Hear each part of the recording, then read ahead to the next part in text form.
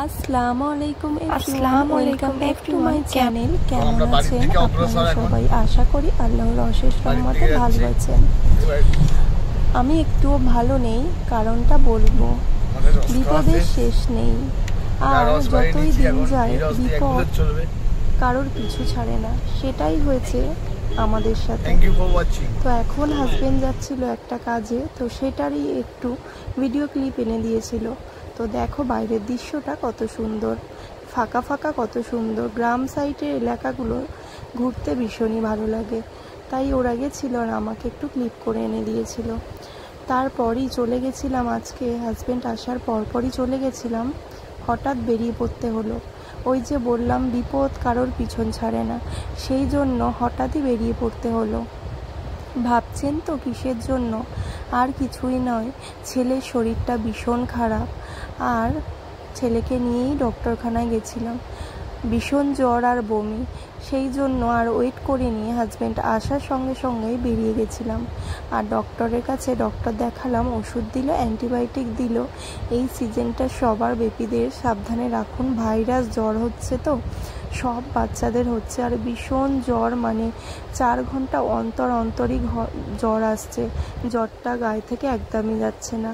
আর এখানে তোমাদের সাথে কথা বলতে বলতে আমি বাড়ি ফেরার পরেও এখানে রুটি করতে চলে এসেছি।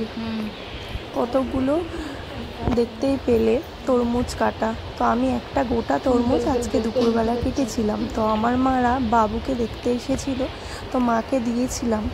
আর ছোট ওদিকে বাতিল যেগুলো খাওয়া হয়ে গেছিলো সেগুলো একটা প্লেটে আলাদা করে রেখে দিচ্ছিল, আর যেগুলো ভালো সেগুলো আলাদা করছিল। আর দেখতেই পাচ্ছ এখানে আমি রুটি করতে চলে এসেছি। আর গরমের মধ্যে না রুটি করতে রাত্রেবেলা একদমই ভালো লাগে না। কার কার রুটি করতে ভালো লাগে কমেন্ট করে অবশ্যই জানাবে। জানো তো বন্ধুরা, দিন যায় মানুষও বদলে যায়, হয়তো কিছুটা আমিও বদলে গেছি। একটা সময় ছিল যখন মা আমাকে বলতো যে একটা রুটি করতো, তখন আমি বলতাম না তুমি আছো কি করতে। তো এখন সেই রুটি করতে হয়। তো একটা মানুষ কোনোদিন এক জায়গায় স্থির থাকে না, মানুষ পরিবর্তনশীল।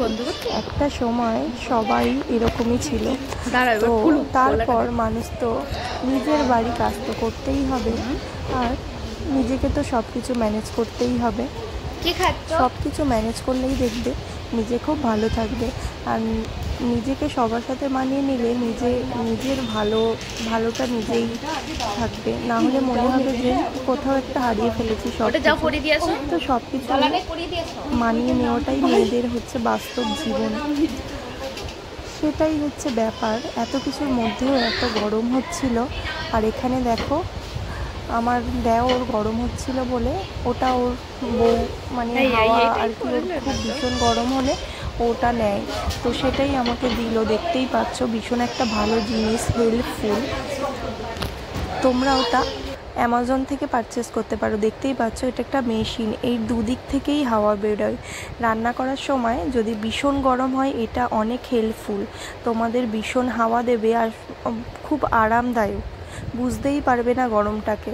আর এখানে দেখো মা আর বোন বসে আছে, আর আমার বাবুর খুব শরীর খারাপ, ও আমার বোন ওকে ফোন দেখাচ্ছিল আর ও চুপ করে বসে ফোন দেখছিল।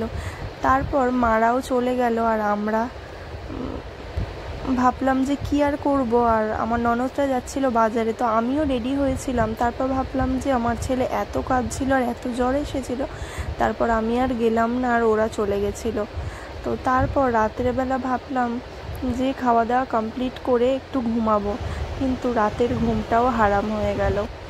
এখানে 1:15 আমার ছেলের এত জ্বর, এত শরীর খারাপ যে ওর আব্বু ওকে জল পড়তে দিয়ে দিচ্ছিল। দেখতেই পাচ্ছ দিনটা যে এভাবে বিপদের মধ্যে কাটবে আমরা বুঝতে পারিনি।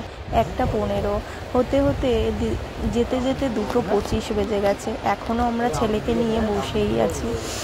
যাদের এরকম হয় তারাই বোঝে। ঘড়ির কাঁটা এখন 4:15। দেখতেই পাচ্ছ বন্ধুরা, বসে বসে আজকের রাতটা কেটেই গেল। আজকের এই বিপদের দিন আমি কোনোদিন ভুলবো না।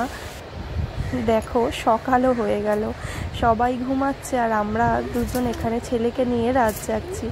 রাত জাগতে জাগতে ভোরও হয়ে গেল, তাই ভাবলাম তোমাদের সাথে এটাও একটু শেয়ার করে নিই। আর গুড মর্নিং সব বন্ধুদেরকে জানাই।